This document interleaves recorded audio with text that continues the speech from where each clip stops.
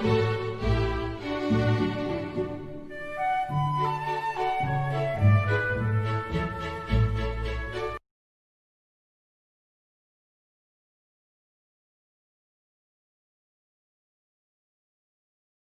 terhormat Rektor Universitas Teknologi Sumbawa, Insinyur Khairul Hudayah, STMNG, FHD.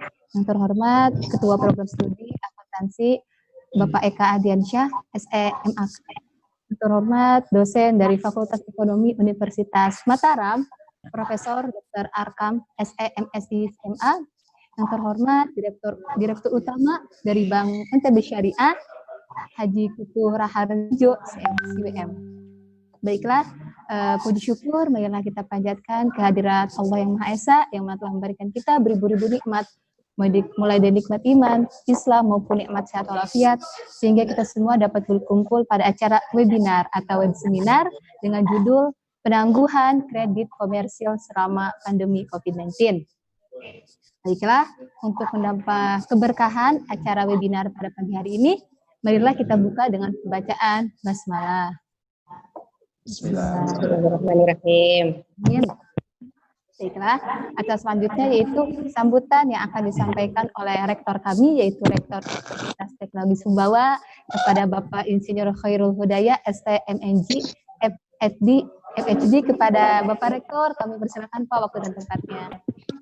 Terima kasih. Bismillahirrahmanirrahim. Assalamualaikum warahmatullahi wabarakatuh. Waalaikumsalam. Yang saya hormati Bapak Profesor Arkam, salam kenal Prof. Saya insya Allah kapan kita bisa silaturahmi ke Unram Prof di sana. Baik. Ya, kemudian yang saya hormati, yang saya cintai Bapak Direktur NTB Bank NTB Syariah, Pak Kuku. Ya, beberapa waktu lalu kami sudah pernah bertemu silaturahmi di kampus ini. Kemudian juga Mas Denny, Mbak Nur Hayati, dan Bapak Ibu sekalian yang mengikuti acara webinar kali ini. Pertama-tama puji syukur kepada Allah Subhanahu wa Ta'ala yang memberikan rahmat, nikmat, alhamdulillah di tengah pandemi corona seperti ini kita masih bisa bersilaturahmi meskipun secara virtual seperti ini, tidak mengurangi rasa kekeluargaan kita bersama di dalam acara ini. Bapak dan Ibu sekalian, pertama saya ucapkan selamat dan terima kasih kepada program studi di akuntansi ya ini ya Mas Denny dan kawan-kawan telah mengorganisasi suatu kegiatan webinar seperti ini. Tentu saja ini bisa diikuti bukan hanya bagi para mahasiswa tetapi juga masyarakat yang lebih luas, bisa menjangkau bahkan seluruh Indonesia, bahkan dimanapun berada bisa mengikuti siaran ataupun acara ini secara live. Kami Universitas Teknologi Sumbawa tentu sangat senang Bapak Ibu sekalian dan sangat berbangga para pembicara yang sangat kompeten di bidangnya, ada Prof. Arkam dan kemudian juga ada Pak Kuku ya yang akan sharing mengenai bagaimana memang inovasi-inovasi yang dilakukan oleh perbankan khususnya dalam kaitan untuk merespon adanya pandemi corona yang menjadi masalah kita bersama. Sebagai informasi, Universitas Teknologi Sumbawa saat ini sudah melakukan new normal. Sebenarnya ini minggu yang keempat kami melakukan new normal, prinsip new normal di kampus. Jadi ketika akan memasuki kampus kami melakukan screening kepada seluruh tenaga kependidikan dan maupun dosen dan mahasiswa kami yang akan masuk ke sini. Terus kemudian juga hal-hal lain seperti misalkan physical distancing, kemudian mencuci tangan dan lain sebagainya itu kita lakukan. Memang berat Bapak dan Ibu sekalian di era sekarang ini ya, ini adalah satu ujian dari Allah Subhanahu wa Ta'ala bagi kita semua. Tetapi memang di balik sebuah ujian pasti selalu ada hikmah dan saya yakin ini juga akan ada hikmah sebenarnya di industri ataupun di bisnis perbankan ini. Bagaimana bisa bangkit gitu ya. Nah, hikmah-hikmah yang kita dapatkan ini sebenarnya bisa menjadi satu berkah juga ya. Barangkali kalau kita bisa berinovasi bagaimana caranya gitu dengan cara kami di kampus terus terang dengan adanya pandemi ini merasa terdampak juga ya kampus ini di mana mahasiswa-mahasiswa kami harus belajar secara online. yang sebelumnya tidak pernah kita lakukan seperti ini.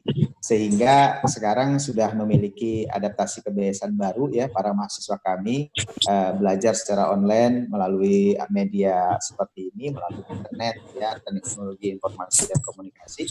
Dan ini sudah kami lakukan. Jadi kami juga punya beberapa langkah-langkah untuk mengantisipasinya supaya dia tidak memberatkan kepada para mahasiswa kami.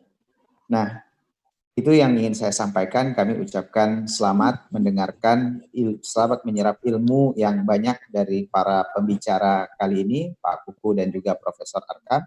Dan kepada panitia, terima kasih telah mengadakan kegiatan ini. Dan semoga ini terus harus dilakukan seperti ini. Kita menyerap ilmu dari banyak pembicara-pembicara yang dihadirkan hari ini. Demikian Mas Denny yang bisa saya sampaikan. Terima kasih. Wabillahi taufiq wal hidayah. Wassalamualaikum warahmatullahi wabarakatuh. Waalaikumsalam warahmatullahi wabarakatuh. Terima kasih kepada Rektor Universitas Teknik Sumbawa. Terima kasih Pak atas sambutannya. Sama-sama. Baik. Ya. Baiklah, selanjutnya itu acara yang kita tunggu-tunggu atau acara seminar dengan judul yaitu penangguhan kredit komersial selama pandemi COVID-19 yang akan dipimpin oleh dosen kami yaitu kepada Bapak Denny Hambali, SEM ACC, AKT kepadanya kami persilahkan. Terima kasih Kiki. Assalamualaikum warahmatullahi wabarakatuh. Kenalkan, nama saya Denny Hambali sebagai moderator kali ini. Jadi, salam sejahtera buat kita semua. Semoga kita dalam kondisi sehat walafiat ya selama pandemi COVID-19 ini. Saya ucapkan terima kasih kepada peserta yang sudah bersedia meluangkan waktu mengikuti acara webinar kali ini. Ucapkan juga terima kasih kepada pemateri kali ini yang sudah bersedia dan meluangkan waktu membagikan ilmunya kepada kita semua. Tema kali ini adalah berjudul penangguhan kredit komersial di pandemi COVID-19. Kita tahu bahwa selama pandemi COVID ini perekonomian kita merosot ya, sehingga mengakibatkan beberapa pelaku usaha komersial agak kesulitan mungkin dalam membayar kreditnya. Oleh sebab itu, mungkin dari pihak perbankan, mungkin ada penangguhan kredit bagi mereka gitu ya. Seperti apa pemaparan dari penjelasan tersebut? Maka kita di sini ada dua pemateri ya, narasumber kita. Narasumber kita yang pertama adalah Bapak Profesor Dr. Akram, SC, MSI, CMA. Kita pendidikan beliau lahir di Palopo, Sulawesi Selatan, tanggal 29 Desember tahun 1962. Latar belakang pendidikan beliau S1 akuntansi ya di Hasanuddin Makassar, kemudian S2-nya beliau di Pejajaran Bandung, kemudian melanjutkan S3 lagi di Pejajaran Bandung di tahun 2010. Profesor Akram ini sekarang ini menjabat sebagai dosen ekonomi di Fakultas Ekonomi Universitas Mataram mulai dari tahun 98 sampai sekarang. Beliau juga pernah menjadi komisaris PT Bank NTB tahun 2005 sampai dengan tahun 2013 ya. Beliau juga pernah menjadi PLT Dirut Bank NTB tahun 2009. Kemudian juga pernah menjadi Rektor Program Magister Manajemen di Fakultas Ekonomi Universitas Mataram tahun 2002 sampai tahun 2005. Kemudian materi yang kedua adalah Bapak Haji Kuku Raharjo, IWM. Beliau lahir di Jakarta tanggal 24 November 1968 ya. Beliau S1 di UPN Veteran Yogyakarta, jurusan Sosial Ekonomi Pertanian. Lulus tahun 92, kemudian melanjutkan pasca sarjana di Institut Pertanian Bogor IPB, jurusan Manajemen UMKM. Beliau meniti karirnya lama di Bank BNI ya, kemudian sekarang di tahun 2018 sampai dengan sekarang Direktur Utama menjadi Direktur Utama Bank NTB Syariah ya. Kemudian Direktur Bisnis di Bank BNI Syariah. Beliau sekarang meluangkan waktunya di Bank BNI di Bank NTB Syariah. Oke, untuk selanjutnya akan memaparkan 20 menit ya, 30 menit untuk memaparkan materi, dan selanjutnya akan ada sesi tanya jawab dengan para peserta ya. Untuk teman-teman yang peserta, silakan simak baik-baik pemaparan dari beliau, kemudian siapkan pertanyaan Anda ya. Nanti di sesi setelah selesai sesi pemateri maka akan ada sesi tanya jawab. Mungkin langsung saja ke inti dari acara kita ya. Untuk pemateri pertama, saya persilakan kepada Bapak Profesor Dr. Akram. Waktu dan tempat saya persilakan, Prof. Terima kasih. Assalamualaikum warahmatullahi wabarakatuh. Puji syukur kita panjatkan kehadirat Allah yang Maha Kuasa.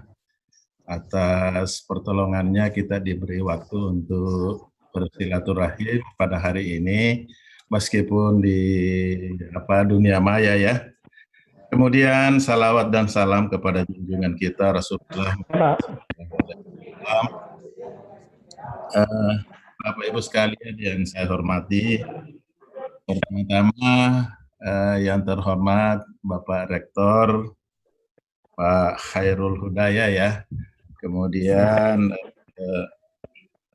Pak Denny Hambali yang saya hormati, Pak Kuku. Assalamualaikum Pak Kuku. Ini sudah siap pasukannya ini. Ya, Pak Kuku. Kemudian staf pengajar, mahasiswa, mahasiswi yang saya cintai. Bapak Ibu sekalian yang saya hormati, saya tidak menyangka ya kalau UTS ini maju begitu pesat ya. Saya pernah ke sana UTS kira-kira 8 atau 9 tahun yang lalu. UTS ini. Waktu itu dibawa sama Pak Gubernur sekarang kan. Ya Pak. Waktu itu Pak Jul membawa orang-orang OJK ke sana.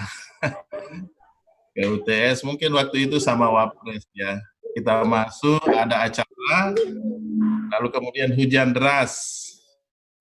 Ya, beberapa tahun yang lalu, mungkin 8-9 tahun yang lalu. Setelah itu kita dibawa ke range-nya beliau, ke pacuan kuda ya. Masih ada itu Pak sekarang. Range-nya masih ada ya? Kedengaran ya Pak ya? Halo, kedengaran? Kedengaran Pak? Insya Allah Pak. Kedengaran Pak, kedengaran Pak.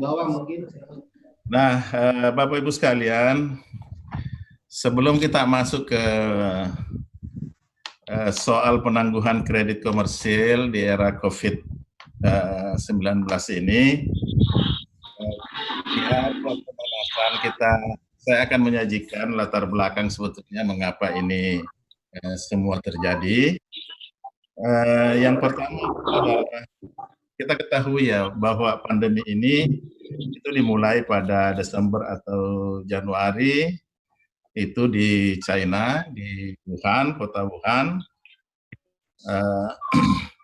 Tadinya flu ini tidak terlalu biasa bahwa akan mewabah seperti ini.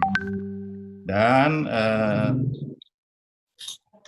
tidak ada yang menyangka bahwa flu ini akan sebesar ini.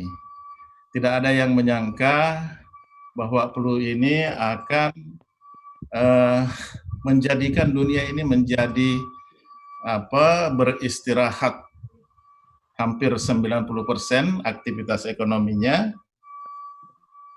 Jadi semua orang menjadi terkesima, kaget, tidak menyangka, tidak siap menghadapi COVID ini.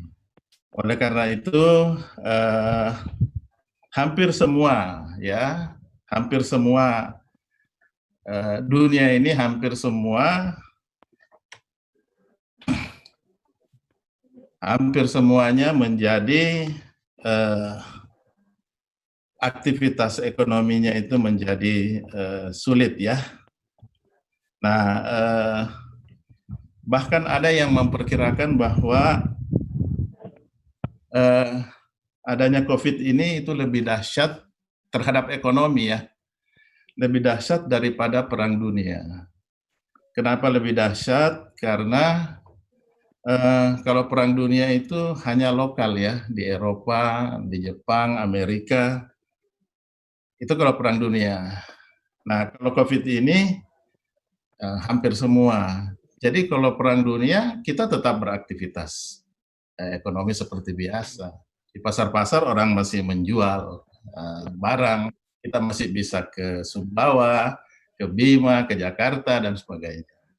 Kalau Perang Dunia di sana. Nah, dengan COVID ini, semua jadi terhenti. Semua jadi terhenti. Nah, kita bisa lihat ya bahwa COVID ini saat ini baik tren regional maupun tren nasional, regional yang ada di Indonesia pun itu masih bergelut ya, masih bergulat dengan pandemi ini, di mana diperkirakan bahwa pandemi ini akan berhenti dan aktivitas ekonomi akan dimulai nanti ketika vaksin ditemukan. Vaksin ini ditemukan paling cepat janjinya China itu bulan September. Itu paling cepat, paling optimis. Tapi WHO memperkirakan dia itu 1,5 tahun dari bulan Desember. Berarti tahun depan pertengahan baru ketemu vaksinnya. Nah, kita lihat nasional, Indonesia ini masih ada tambahan. Rata-rata tambahan kena COVID ini ada kurang lebih 1.000 orang per hari. Ini di nasional ya. Nah, di NTB juga ya masih bertambah, tiap hari trennya terus tumbuh dan belum menunjukkan ciri-ciri yang menurun. Nah, pertanyaannya kemudian adalah sampai di mana daya tahan kita terhadap COVID ini? 1 bulan, 2 bulan, 3 bulan, 4 bulan, 5 bulan, 1 tahun, atau sampai kapan? Nah, kita sedikit menengok ya ke ke tren dunia, bahwa dunia ini menghadapi pandemi ini itu mengeluarkan stimulus. Amerika itu mengeluarkan stimulus ekonomi maksudnya, itu 45.000 triliun. Australia itu 2.000 triliun, Malaysia 940 triliun, Singapura 600 triliun, Jepang 9.200 triliun, Indonesia kurang lebih 400 triliun. Itu menyiapkan paket stimulus. Nah, Amerika, kalau kita sederhanakan, per kapitanya, ya per kapita, per penduduk ya, itu tiap penduduk Amerika itu akan mendapatkan 328 juta rupiah ya, kalau dirupiahkan, itu per penduduk. Kalau Australia, 25 juta ya penduduknya, itu akan mendapatkan terimbas ya per penduduk ya. Bukan dibagi langsung tiap orang, bukan. Stimulusnya itu dibagi jumlah penduduknya. Nah, itu ada 77 juta orang. Kemudian Malaysia akan mendapatkan per orangnya itu 30 juta per orang, Singapura 100 juta, Jepang 126 juta, Indonesia 400 triliun dibagi 260 juta itu 1.500.000 kira-kira yang dia per penduduknya ya, dana stimulus COVID ini. Jadi kita itu rendah sekali. Nah, meskipun kita rendah, itu kita ada di urutan 33 di dunia. Kalau Amerika itu paling tinggi, tapi dia juga urutan pertama. Jadi kemampuan ekonomi, teknologi itu tidak mutlak bisa mengatasi wabah virus corona ini. Indonesia hanya dengan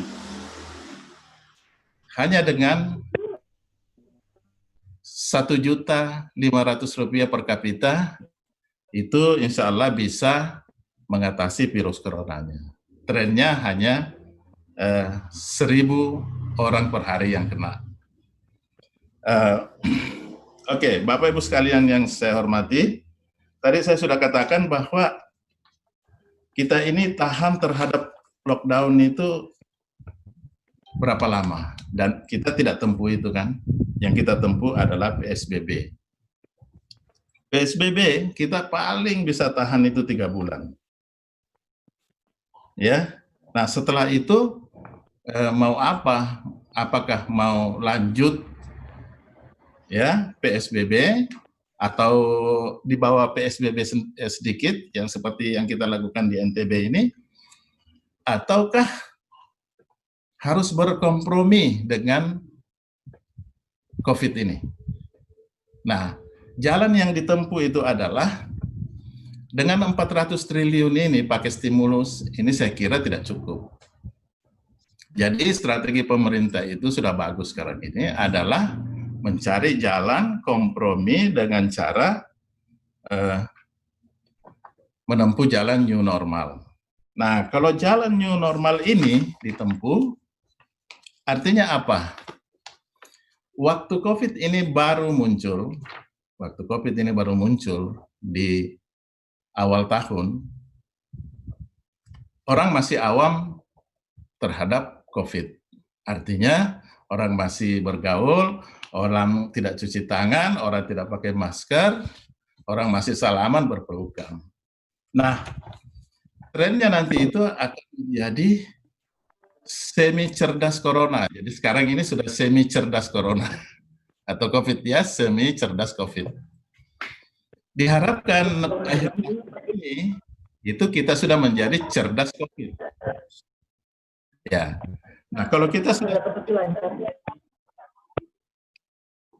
sudah cerdas COVID, new normal ini sudah bisa diimplementasi. Artinya apa? Artinya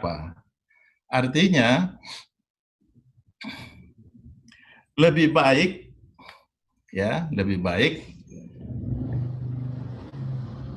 kita menerapkan new normal dengan cerdas COVID daripada kita menerapkan lockdown tapi tidak cerdas COVID, kita awam COVID. Nah, gitu anunya. Itu pendahuluan dulu ya terhadap nah, masuk ke dunia bisnis. Dunia bisnis yang paling terimbas COVID ini adalah apa? Yang paling terkena itu adalah industri pariwisata. Penerbangan kita sudah tahu, penerbangan ini hampir 95%-nya off. Penerbangan, hotel, hampir semua terlibat. Nah, masalah kemudian yang timbul adalah itu biasanya begini, karena tadi saya sudah katakan ya bahwa tidak ada seorang pun yang siap dengan kondisi seperti ini. Karena ini adalah force major, karena ini adalah bencana. Kalau bencana itu tidak ada yang siap dan tidak ada yang tahan sama bencana. Ya. Nah, karena ini force major tidak ada yang tahan. Kan biasanya dunia usaha seperti itu. Jadi dunia usaha itu mencari atau melaksanakan optimalisasi dari sumber daya yang dia miliki. Jadi kalau dia punya uang, dia beli faktor produksi, lalu kemudian faktor produksi ini jalan, dia jual, jadi uang, begitu terus berputarnya. Nah, dengan kondisi seperti ini, ekonomi jadi mandek seperti ini dunia usaha itu, masalahnya apa dunia usaha ini? Tidak ada yang lain, ya, masalahnya itu adalah masalah likuiditas. Sumber dari segalanya ini adalah masalah likuiditas. Jadi dunia usaha sekarang ini mempunyai masalah, yaitu masalah likuiditas. Nah, kita beruntung sekarang ini. Beruntungnya apa? Tahun 88-87, itu dunia perbankan kita yang amburadul. Ya, dunia perbankan kita itu amburadul. Ya, setelah adanya kucuran BLBI, perbankan kita itu menjadi kokoh sekarang ini. Apalagi diawasi oleh BI, sekarang ini diawasi oleh OJK. Nah, yang saya maksudkan di sini adalah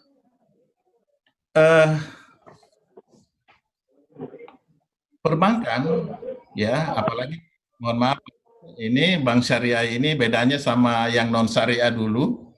Kalau dulu banknya PNS, kalau sekarang ini bank harusnya menjadi banknya sektor real. Ya, jadi unsur intermediasinya itu menjadi sangat penting. Nah, penyakitnya bank ini adalah biasanya pengelola bank, ya, karena kita pernah di sana, ya, Bapak Ibu sekalian. Penyakitnya itu adalah apa? Ya. Ketakutan terhadap rasio-rasio penting perbankan itu akan turun. Itu ketakutannya itu. NPL jalan, ya, labanya lah, NIM-nya lah, ya, dan sebagainya. Nah, itu ketakutan itu biasa yang membuat bank itu enggan untuk berlaku fleksibel di dalam masalah. Nah, pada saat ini, ini pemerintah kan sudah mengeluarkan Perpu 1/2020, yaitu mengenai kebijakan keuangan negara dan stabilitas sistem keuangan COVID. Lalu kemudian OJK juga sudah mengeluarkan beberapa POJK atau paket. Tentu kita sudah tahu semua, ya, paket 11 sampai 14, 15, 16 dan sebagainya. Itu dikeluarkan oleh OJK. Sebetulnya paket ini diperuntukkan untuk merelaksasi lah, ya, merelaksasi atau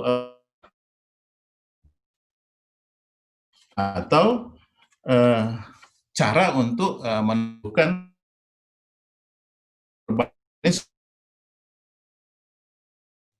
kreditnya kepada nasabahnya, gitu loh. Nasabahnya terutama yang kena terkena pandemi. Nah, kembali lagi bahwa yang terimbas utamanya itu di perbankan itu adalah likuiditas. Jadi semakin kecil usaha itu, likuiditasnya itu, daya tahannya itu semakin pendek. Biasanya semakin besar, likuiditasnya itu semakin panjang. Nah, oleh karena itu, di era seperti ini, mungkin yang kita himbau ini adalah perbankan dan OJK tentunya.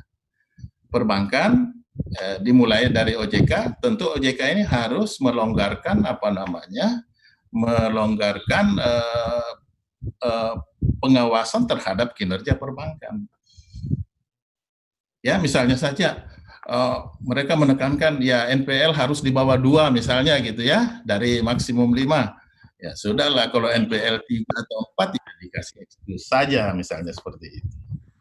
Nah, oleh karena itu, Bapak Ibu sekalian, peranan perbankan di sini di dalam merelaksasi kredit itu sangat diperlukan, gitu loh. Nah, ada beberapa stimulus yang sudah dikeluarkan oleh pemerintah, ini seperti misalnya saja 6 bulan kemudian mereka itu ya bebas untuk mengajukan untuk tidak membayar kredit tertentu, untuk tidak membayar cicilan bunga maupun pokoknya di bank. Nah, pertanyaannya adalah ini nanti sampai kapan? Apakah hanya 6 bulan ke depan, lalu 6 bulan ke depan itu belum ketemu vaksinnya, itu akan seperti apa lagi? Nah, semoga ya yang kita harapkan adalah semoga pandemi ini cepat berlalu, ketemu vaksinnya, lalu kita hidup normal yang benar-benar normal seperti biasa, tidak seperti sekarang ini. New normal yang terpaksa harus bergaul dengan pandemi. Saya kira itu sementara dari saya.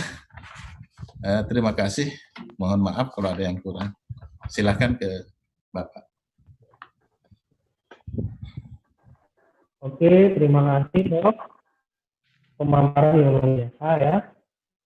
Kemudian kita lanjut ke materi kedua, itu pemateri dari Bapak Kuku Raharjo selaku Direktur Indonesia.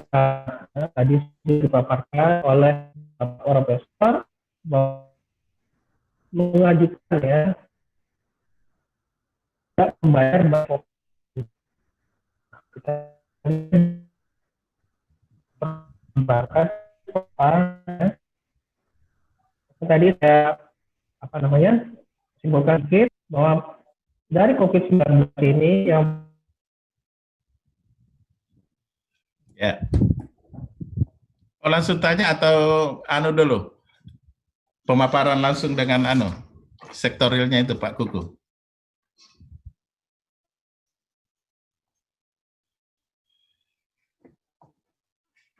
ini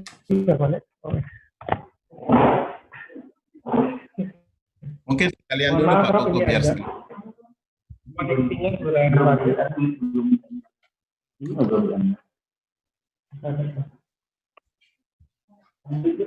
Oke, terima kasih Pak Prof. Ya. Sudah memberikan pemaparan yang luar biasa. Tadi saya simak tadi bahwa salah satu industri yang terimbas dari COVID-19 adalah dari pariwisata, kemudian perbankan, pariwisata, hotel, itu ya tadi. Kemudian pemerintah juga memberikan stimulus ya untuk mengajukan kepada kredit kita membayar nanti maupun bunganya. Sekarang lanjut ke materi kedua dari sisi perbankan dalam menghadapi COVID-19 ini dalam penangguhan kredit komersil. Pada materi yang kedua, persilakan kepada Bapak Kuku Raharjo untuk memberikan materi. Waktu dan tempat saya persilakan Pak. Baik. Bismillahirrahmanirrahim. Assalamualaikum warahmatullahi wabarakatuh. Assalamualaikum. Wassalatu wassalamu ala asyrofil anbiya'i wal mursalin wa ala alihi wa sahbihi ajma'in. Asyhadu an la ilaha illallah wa asyhadu anna Muhammadar Rasulullah. Allahumma shalli ala Muhammad wa ala alihi wa sahbihi. Alhamdulillah, puji syukur dari Allah Subhanahu wa taala atas masih diberikan kesempatan walaupun melalui, tetapi mudah-mudahan ini tidak mengurangi makna dari silaturahim yang sesungguhnya. Salawat dan salam senantiasa tercurah bagi manusia yang paling sempurna yang diciptakan oleh Allah, ila Rasulullah Nabi Muhammad SAW. Mudah-mudahan kita yang hadir di pagi hari ini dapat diberikan kemudahan untuk istiqomah mengikuti apa yang diwariskan oleh Rasulullah. Yang kami hormati Profesor Bapak Rektor UTS, kemudian Bapak dan Ibu staf pengajar UTS dan juga mahasiswa UTS. Alhamdulillah pada kesempatan ini kami diberikan waktu untuk dapat memaparkan tentang pemberian relaksasi di era pandemi COVID-19. Kalau tadi Profesor Akram sudah menyampaikan sangat detail, ringkas namun detail, bagaimana COVID itu memberikan imbas kepada perekonomian Indonesia dan juga dunia. Nah, kami dari perbankan melihatnya adalah ranahnya sama, tapi tinjauannya dari skop dunia perbankan. Kalau kita bicara krisis yang saat ini terjadi, pandemi COVID-19, agak berbeda dengan krisis-krisis yang berlaku selama ini. Kalau di tahun 98, yang dimulai tahun 97, krisis ekonomi itu lebih banyak di driver dari sektor finansial. Kemudian 2008 pun juga demikian. Tidak punya saya itu? 2014 juga demikian. Nah, berbeda dengan 2020 yang saat ini terjadi, justru krisis ini bukan di-drive dari sektor finansial, tetapi di-drive dari sektor kemasyarakatan. Dalam hal ini adalah kesehatan. Bagaimana kita ketahui bahwa kesehatan adalah salah satu faktor yang mempengaruhi kondisi masyarakat untuk bisa beraktivitas. Kalau satu pandemi ini terjadi di satu daerah, maka kita enak untuk melokalisasinya. Kalau terjadi di satu provinsi, enak untuk melokalisasinya. Satu negara pun juga enak. Ternyata pandemi ini hampir terjadi di seluruh dunia, meluluh lantakkan ekonomi yang ada di negara tersebut. Bahkan negara besar seperti Amerika, kemudian negara-negara di Eropa juga ikut terdampak ekonominya secara langsung. Kenapa ini terdampak? Karena kesehatan secara langsung mempunyai korelasi dengan aktivitas masyarakat. Aktivitas masyarakat sangat lekat dengan ekonomi. Ekonomi sangat lekat dengan dunia perbankan. Itu pandemi yang saat ini terjadi, korelasinya luar biasa. Dari tadinya kesehatan, dilakukan isolasi terhadap aktivitas, tidak menutup aktivitas itu sosial ataupun usaha. Sebagaimana diketahui, ini akhirnya menutup seluruh aktivitas masyarakat, baik itu kegiatan sosial, baik itu kegiatan keagamaan, dan dunia usaha. Nah, wabil khusus untuk dunia usaha, sekarang tinjauannya kita persempit lagi. Kalau tadi Profesor Akram sudah sampaikan, pandemi ini korelasinya sangat lekat dengan dunia perbankan. Ya, aktivitas ekonomi kalau kita tinjau secara keuangannya, maka aktivitas usaha yang dijalankan oleh masyarakat itu punya dua kaki. Kaki pertama adalah terhadap aktivitas usahanya sendiri. Kaki yang kedua adalah aktivitas sosial kemasyarakatan. Dalam hal ini kalau kita bilang dari sisi dunia usahanya, adanya pandemi mau nggak mau berimbas kepada produksi. Adanya pandemi mau nggak mau juga berimbas kepada demand. Adanya supply demand yang tidak berjalan secara optimal mengakibatkan proses-proses usaha ini juga berjalan tidak optimal. Saya ambil ilustrasi seperti ini. Kalau ada satu usaha, dengan adanya pandemi ini, demand terhadap produknya akan turun. Maka yang apakah we want to explore on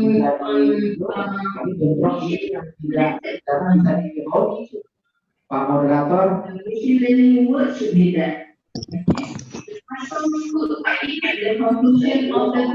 mungkin yang lain yang tidak suaranya Kita boleh digunakan tanpa mungkin daripada conclusion yang dalam. Be careful. The last one is be careful of the grammatical errors due to the Sometimes kita seperti is, and sometimes this is supposedly cannot be wrote right in the title. Masalah grammatical error akan menyebabkan pada awalnya reader ataupun especially reviewer akan either reject or ask you to revise your title. Okay, di sini saya tunjukkan sedikit some of my title. Kalau dilihat mungkin agak kecil. Suaranya? The case study in a new method in Pak Dekan udah saya jadikan host. simulation, the new production, proposed, but this is very nice. The words, but we need to think first before. This one is comment on, so you need to decide comment terhadap another guy. Pak Jihad, itu dijadikan host sama Agus.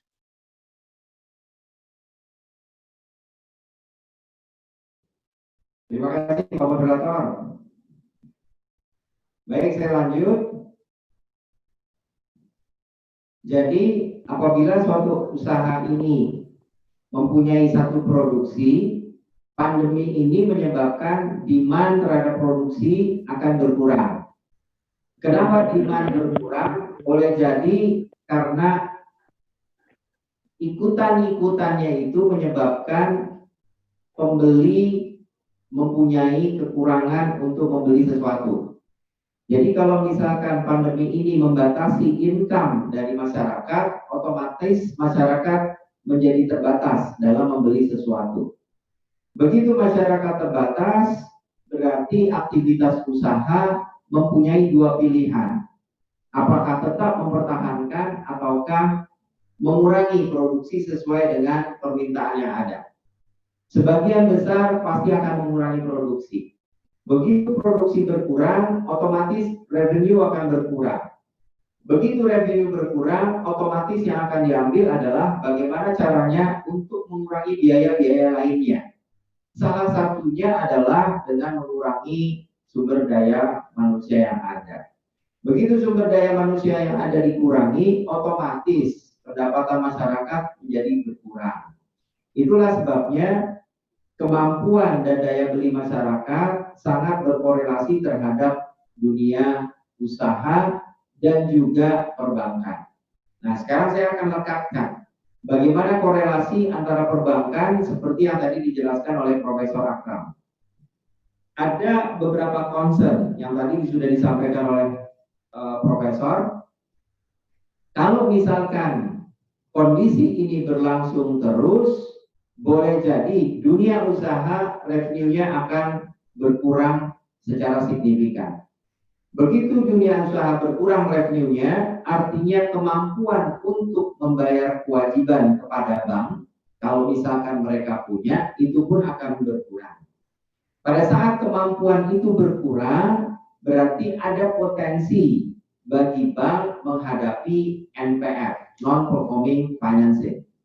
Begitu NPF ini terbentuk, akan menimbulkan biaya baru bagi bank, yaitu adanya pencadangan CKPN.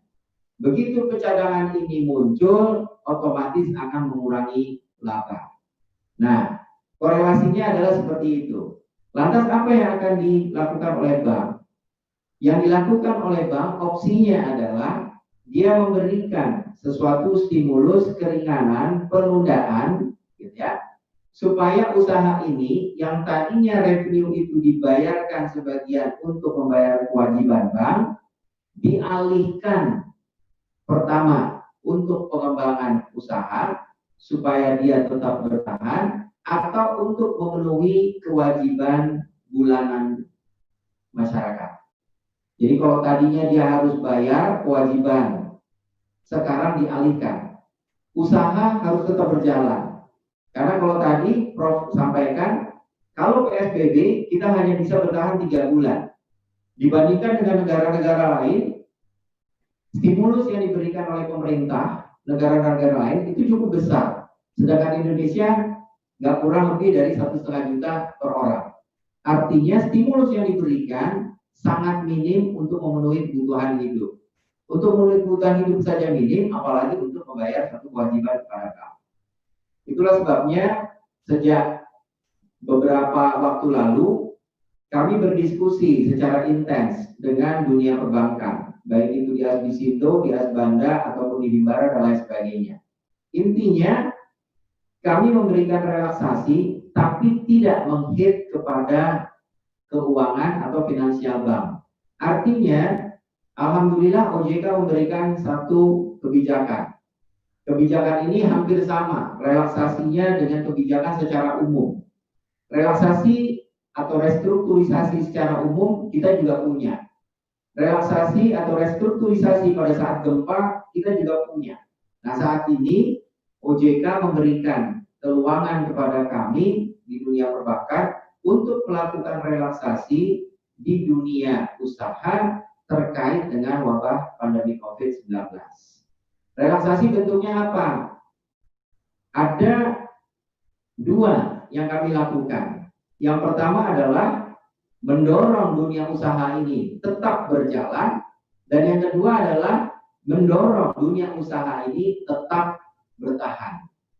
Kalau tetap berjalan, berarti saat ini ada sektor-sektor yang memang imbasnya terhadap pandemi ini nggak begitu besar. Tapi ada sektor-sektor yang memang imbasnya cukup besar. Seperti yang disampaikan tadi, sektor yang terkait dengan pariwisata. Sektor yang terkait dengan pariwisata ini banyak. Ada terkait tentang perhotelan, ada terkait tentang dunia souvenir, ada yang terkait tentang dunia travel, dan lain sebagainya. Banyak sekali. Nah, antara bertahan dan tetap menjalankan usaha, kaidah yang kami lihat adalah berbeda. Kalau menjalankan usaha, kami tetap salurkan pembiayaan. Artinya, untuk sektor-sektor yang masih potensial untuk menjalankan aktivitas, kami tetap support pembiayaannya, supaya mereka tetap bisa berjalan. Karena bank-bank lain umumnya, dia melihat bahwa kondisi ini adalah waktu yang tepat untuk kita introspeksi, menghentikan penyaluran pembiayaan. Alhamdulillah, Allah memberikan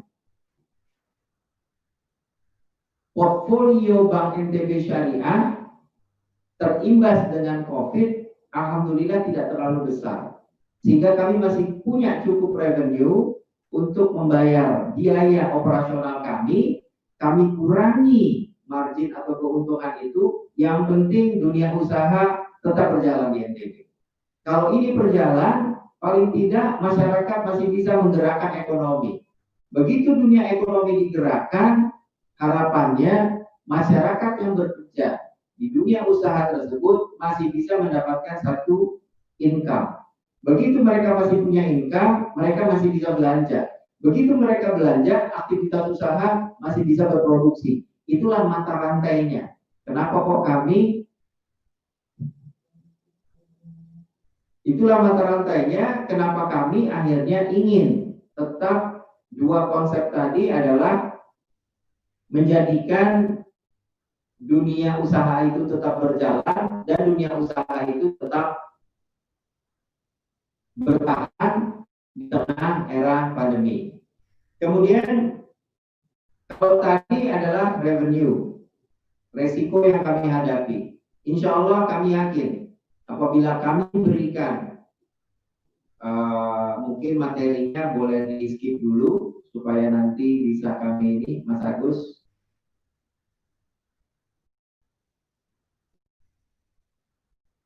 Materinya bisa di skip dulu.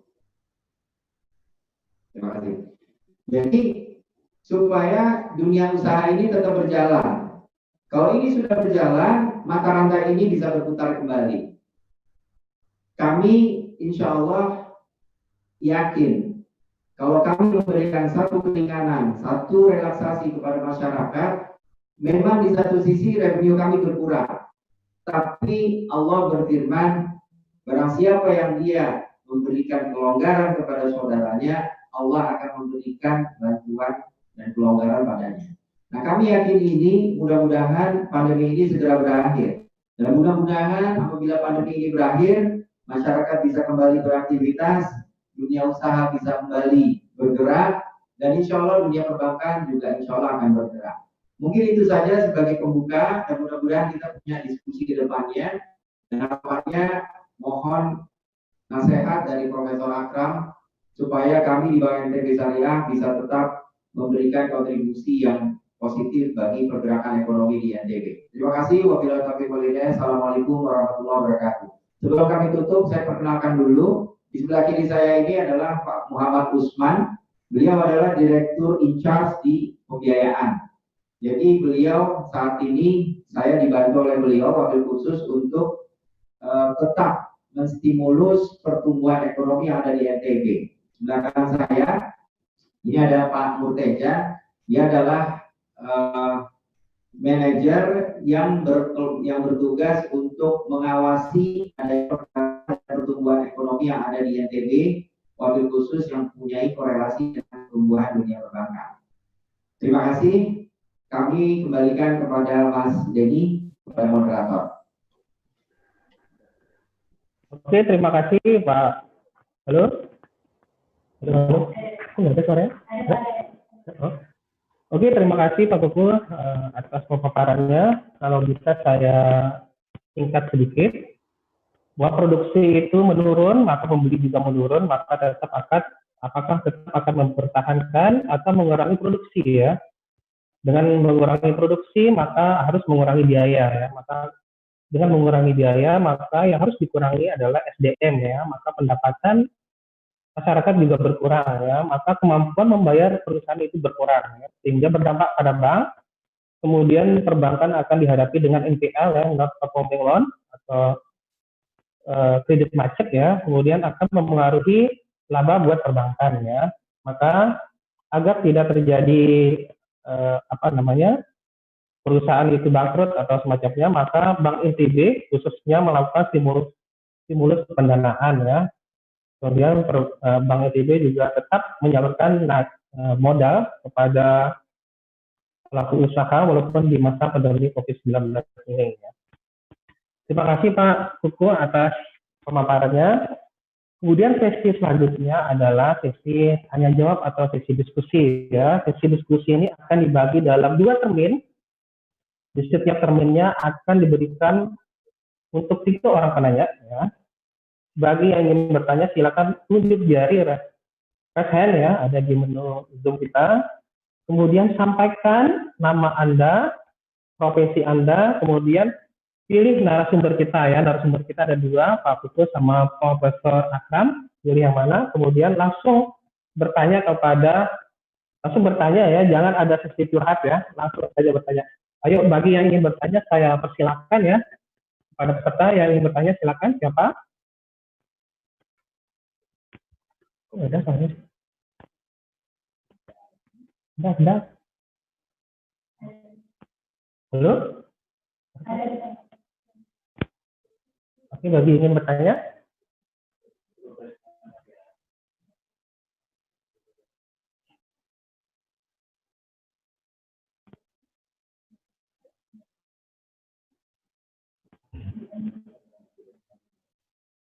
Ada.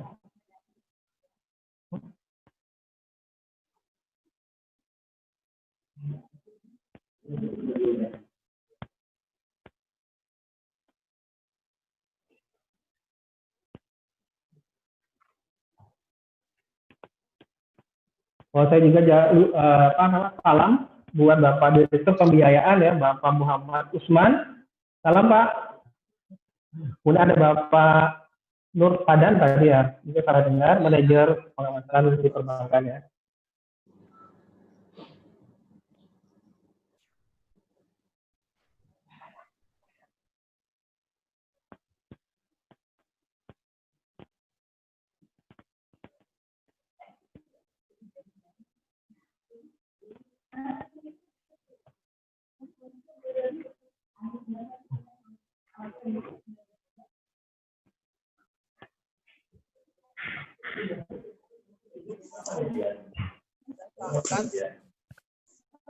Halo? Siapa yang tanya? Ya, tanya. Mana tanya?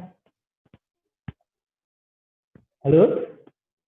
Oke, ada yang bertanya satu orang ini ya, ada Kiki ya. Silakan Ki, apa yang mau ditanyakan?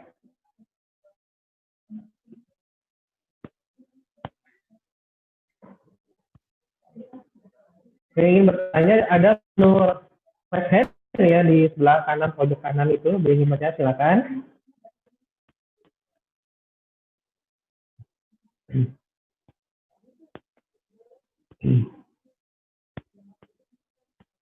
Coba buka mic-nya nih Pak.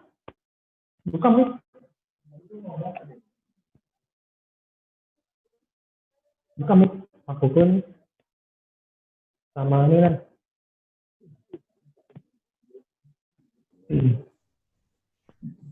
Silakan kalau ada yang mau bertanya. Oke, sambil menunggu audiens bertanya Pak, mungkin dari saya pertanyaannya Pak. Boleh, silakan Mas. Oke, kita tahu bahwa adanya pandemi COVID-19 ini, bahwa pelaku industri ini akan kesulitan dalam melakukan pembayaran kreditnya Pak. Kemudian tentu saja ini akan berdampak kepada pihak perbankan. Kita tahu bahwa perusahaan itu akan bertahan sekitar sampai 3 bulan ya. Jadi dari pihak perbankan Bank INTB sendiri, bagaimana keuangannya Bank INTB Syariah saat ini Pak? Apakah berjalan baik, lancar, atau memang agak kesulitan keuangan? Atau bahkan pertanyaan kedua adalah, atau bahkan pelaku usaha ini lebih banyak lagi meminta modal dalam memulihkan usahanya?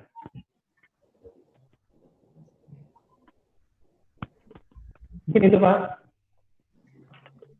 Oke, mungkin saya bantu jawab Pak. Saya Muhammad Usman dari Kementerian Bank Indonesia Syariah. Dikasih. Pertama terkait dengan relaksasi yang kita lakukan itu memang di ketentuan OJK bisa diberikan sampai dengan 12 bulan. Dan itu kita bisa berikan full, ya, bisa berikan sampai 12 bulan.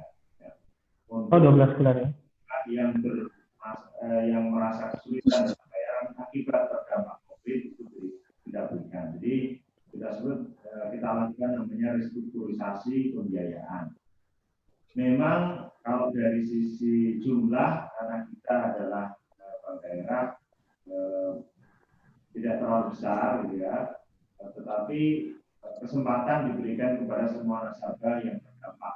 Jadi sifatnya adalah aktif, gitu, tidak serta-merta seluruh nasabah kita berikan relaksasi, tapi yang mengajukan kemudian kita evaluasi apakah mereka benar terdampak atau tidak, baru kita berikan.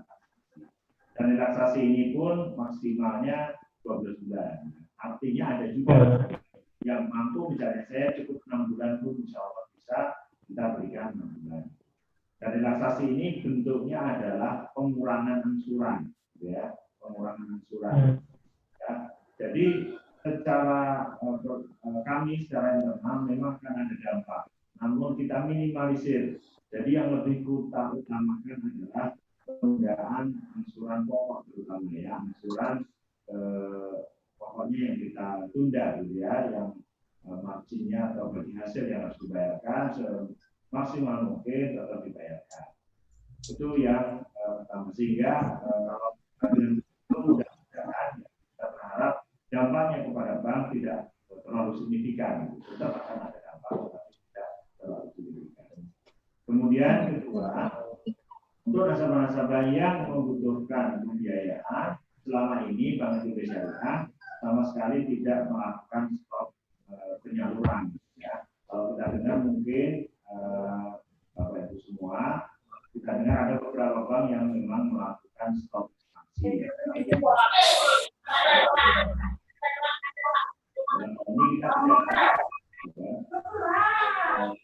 tidak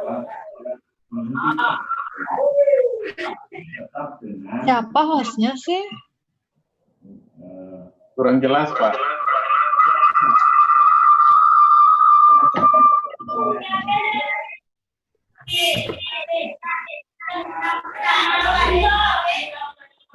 Ribet betul.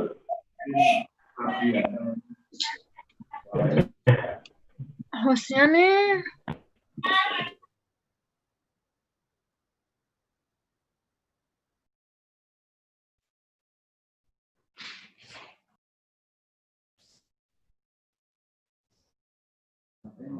Mungkin bisa dilanjutkan, Pak. Oke, terima kasih Pak.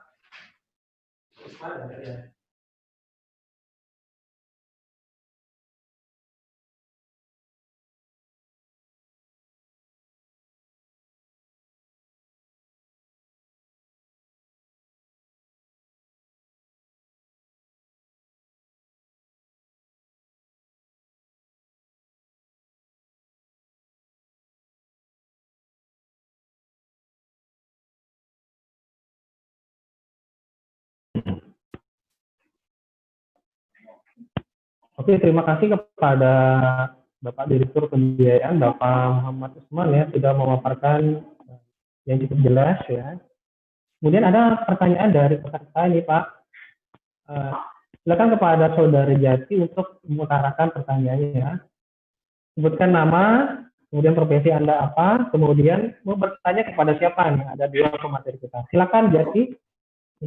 Baik, terima kasih Pak. Perkenalkan, nama saya Jati Angga Yuharta. Saya mahasiswa akuntansi Universitas Teknologi Sumbawa. Yang saya ingin bertanyakan terkait dengan rekonstruksi pembiayaan Pak.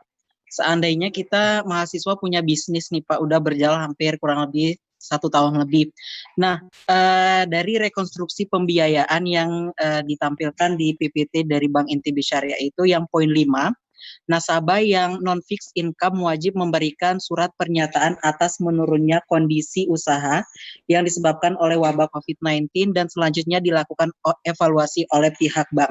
Nah, yang saya ingin tanyakan, kriteria sehingga kita mendapatkan kelonggaran atau pelonggaran waktu yang diberikan oleh Bank NTB Syariah untuk kita yang tidak memiliki penghasilan tetap itu seperti apa, serta apakah nantinya setelah wabah COVID-19 ini akan mempengaruhi tingkat suku pengembalian yang dilakukan oleh para peminjam Pak. Misalnya tingkat bunganya itu akan dinaikkan ataupun sebagainya. Mungkin sekian. Oke, mungkin ini pertanyaan buat Pak Kuku ya dan tim di Bank NTB Syariah ya.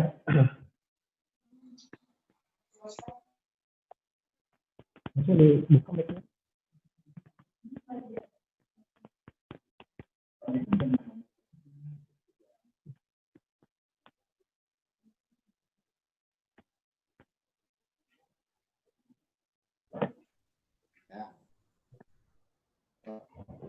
Baik, tadi pertanyaannya adalah kriteria apa? Yang pertama, benar bahwa pengajuan rekonstruksi ya, tapi restrukturisasi, restrukturisasi terhadap pembiayaan yang berjalan itu sifatnya harus aktif gitu ya. Jadi ada pengajuan dari nasabah kepada Bank NTB Syariah atau kepada bank gitu ya. Kemudian sebagaimana umumnya ya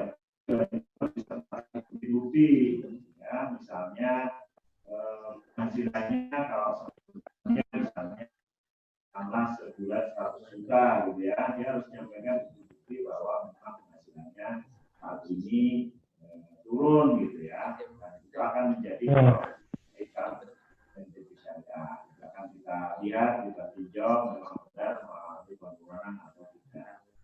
Jadi kriterianya sih sebenarnya sederhana. Yang penting bahwa memang dia terdampak, ada bentuknya, kita lihat, kita evaluasi, bisa kita berikan.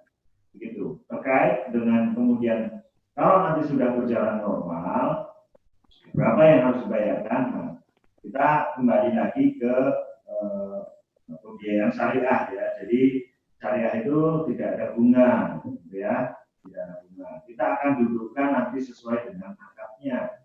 Kalau untuk akadnya nanti ada maka buat bank tidak akan menambah margin Rp1 pun. Ya. Ini kelebihannya bank syariah dalam kondisi seperti ini.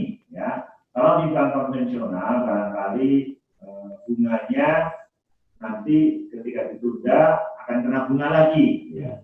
Tapi kalau di bank syariah dengan akad murabahah, apapun yang sudah disepakati di awal, bahkan sebelum COVID ini harga jual belinya sudah ditentukan, katakanlah sudah saya dari dulu ke murabah. Jadi kalau murabah itu kan jual beli ya, jual beli artinya nasabah dengan bank itu sepakat untuk melakukan jual beli. Katakanlah membeli mobil harga 100, bank akan membeli 100 dari dealer, kemudian menjual kepada nasabah katakanlah 150 juta selama dikasus selama 3 tahun.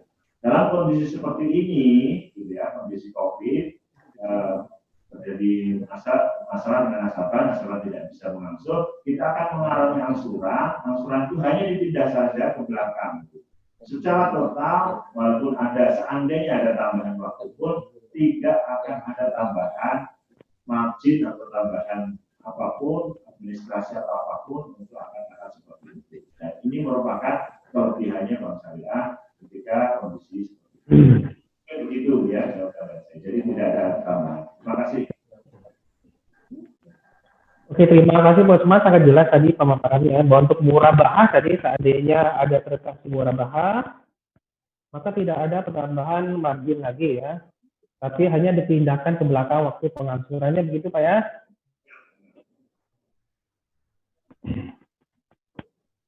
Oke, mungkin selanjutnya ada bertanya lagi ya.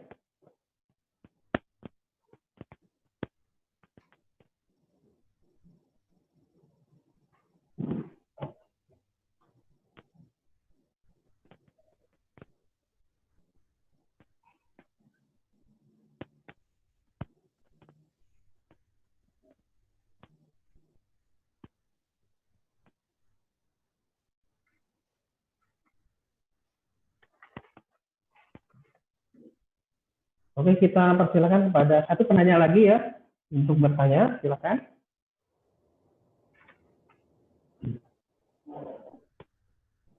Oke, kalau memang tidak ada pertanyaan, maka kita akhiri webinar kita. Kalau memang sudah tidak ada pertanyaan lagi.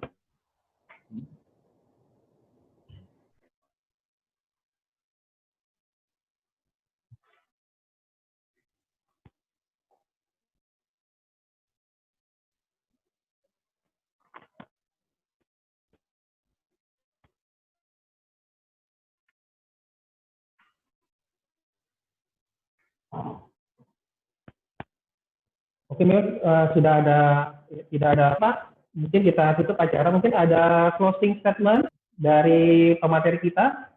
Silakan mungkin Pak Kuku terlebih dahulu Pak, closingnya.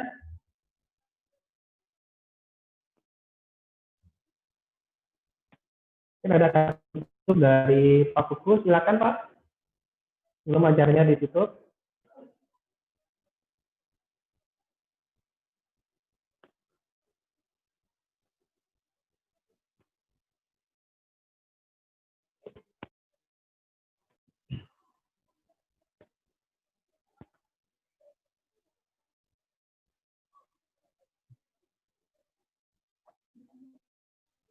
Bukan mic-nya.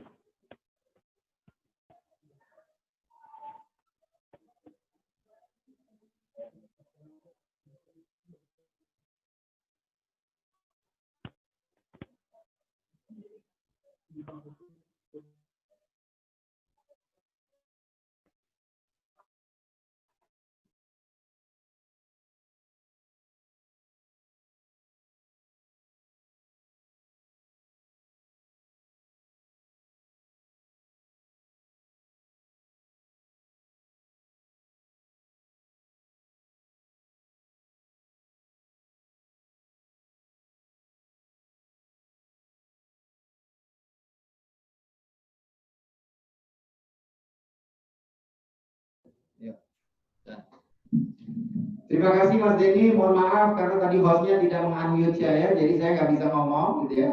Terima kasih Mas Nuryadi sudah membuka.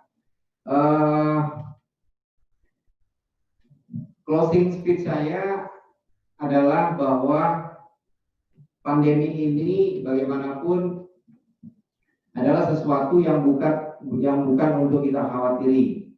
Karena saya yakin di balik pandemi ini pasti ada hikmah yang Allah siapkan untuk kita yang jauh lebih bagus, jauh lebih baik. Apa yang harus kita hadapi adalah bahwa kita tetap positif melihat bahwa ekonomi di NTB harus bergerak. Caranya untuk bergerak adalah kami mohon kontribusi dari UTS juga supaya bisa meyakinkan kepada masyarakat bahwa pandemi ini tetap harus disikapi secara positif. Kita harus tetap bergerak dan insya Allah Bank NTB Syariah dengan adanya skim yang kami siapkan untuk masyarakat, wabil khusus untuk UMKM, mudah-mudahan bisa membantu ekonomi untuk tetap bergerak. Jadi yakin bahwa segala sesuatu yang Allah ciptakan adalah terjadi atas izinnya dan Allah yang akan memberikan kepada kita kebaikan. Mudah-mudahan pandemi ini segera berakhir dan kita bersama-sama bisa kembali beraktivitas sebagai sedia kala dan mudah-mudahan setelah pandemi ini ekonomi Nusa Tenggara Barat akan menjadi jauh lebih baik dari sebelumnya. Terima kasih kepada Prof. Akram yang sudah menemani kami dan juga sebagai narasumber, Mas Denny sebagai moderator, Bapak dan Ibu staf pengajar dan juga mahasiswa UTS. Assalamualaikum warahmatullahi wabarakatuh.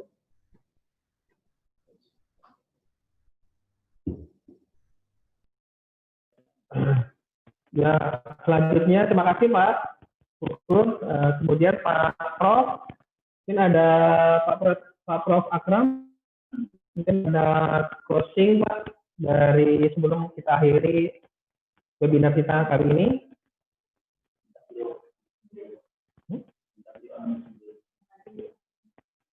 Silakan Pak Prof. Unmute dulu Pak. Unmute. Oh iya. Oke. Silakan. Sudah bisa? Ya. Iya. Mohon maaf ini ada kendala kita kalau tidak seperti kalau ketemu langsung ya. Nah ini sebenarnya saran saya kepada pihak perbankan ya bahwa OJK saya kira sudah memberi relaksasi. Kemudian saya kira pemegang saham juga tidak menuntut kinerja yang terlalu tinggi lah dari perbankan. Oleh karena itu saya kira harus lebih berani ya, ke masyarakat untuk memberikan informasi dan membuka diri, memberi kemudahan kepada dunia usaha kalau memang yang mempunyai kesulitan dan dia serius untuk melanjutkan usahanya. Nah, semoga relaksasi ini bisa nanti membuat stimulus baru bagi mereka. Artinya apa? Kalau relaksasinya efektif, bantuannya efektif, perbankan dekat ke masyarakat dan memberi edukasi secara efektif sehingga dia bisa mampu memanfaatkan kredit perbankan di masa pandemi ini, insya Allah pertama nanti nasabah ini akan loyal dan setia kepada perbankan khususnya Bank Syariah NTB, dan nanti sektor real ini akan berjalan seperti apa adanya, seperti bisa lebih maju lagi di masa yang akan datang. Nah, jangan sampai nanti kalau ini tidak efektif, usahanya mati, tidak ada nanti timbal balik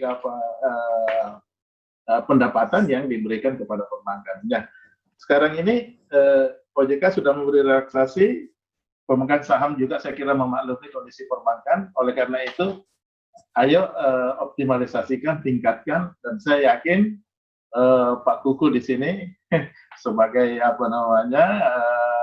pemegang komando di Bank Syariah NTB, insya Allah akan berhasil mengedukasi nasabah, dan kalau bisa lebih banyak nasabah yang dilayani, yang terkena dampak ini akan lebih baik. Saya kira itu saja dari saya harapan.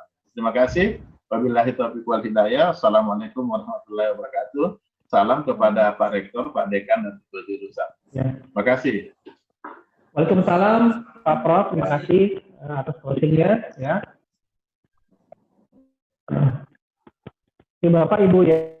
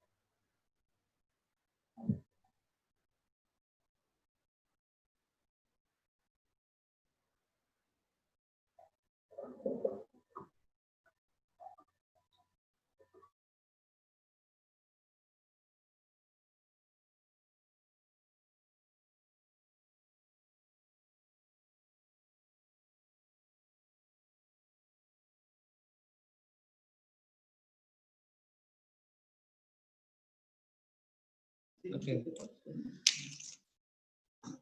Bapak Ibu yang berbahagia, alhamdulillah rangkaian demi rangkaian sudah kita lalui, tibalah kepada penghujung acara. Terima kasih kepada Bapak pemateri di hari ini karena sudah memberikan materi yang sangat luar biasa di pagi hari ini. Mudah-mudahan materi-materi yang disampaikan bermanfaat bagi kita semua. Amin, amin, ya Rabbal Alamin. Ya. Saya ucapkan terima kasih juga kepada panitia yang sudah menyiapkan acara ini.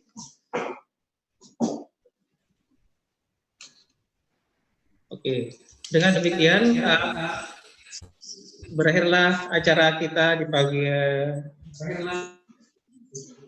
Saya pamit undur diri. Assalamualaikum warahmatullahi wabarakatuh. Saya kembali.